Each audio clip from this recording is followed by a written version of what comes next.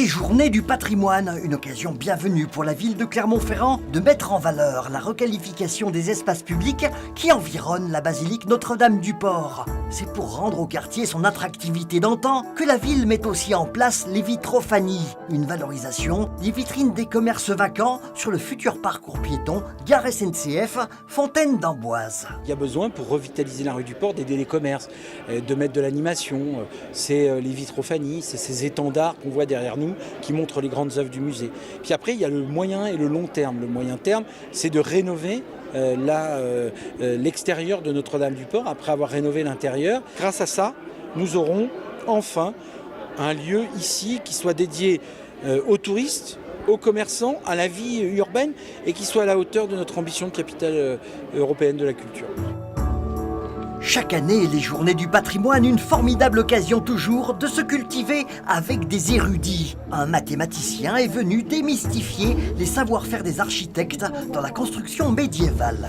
On a fait des tracés pour s'exercer justement avec cette fameuse corde à 13 nœuds qui nous a permis de faire des tracés correspondant par exemple à la base de l'église.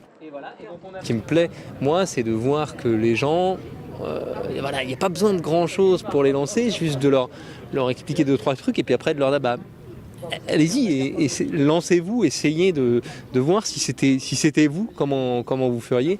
Et puis que chacun rentre. On a eu des gamins qui rentrent dedans, des gens de tous les âges. C'est un vrai plaisir. Un plaisir de retransmettre que partagent aussi des résidents clermontois qui nous invitent chaleureusement dans leur quartier.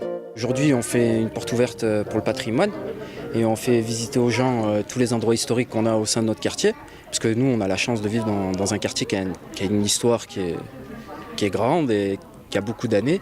Donc du coup, on a fait le tour, on a débuté par la grotte. Ensuite, on est passé pour tout ce qui est jardin, ancien potager des Bonnes Sœurs et le couvent. Et on a quelques endroits encore qui sont marqués par l'histoire. Moi, mon plaisir, c'est de retransmettre les informations qu'on m'a données quand je suis venu vivre ici il y a 5 ans. Et depuis ce matin, on fait les visites et je me suis aperçu que les gens étaient pris par la chose et qu'ils étaient tout étonnés d'avoir ça au cœur de Clermont-Ferrand sans même le savoir. Et moi, de le faire découvrir, ça me fait plaisir.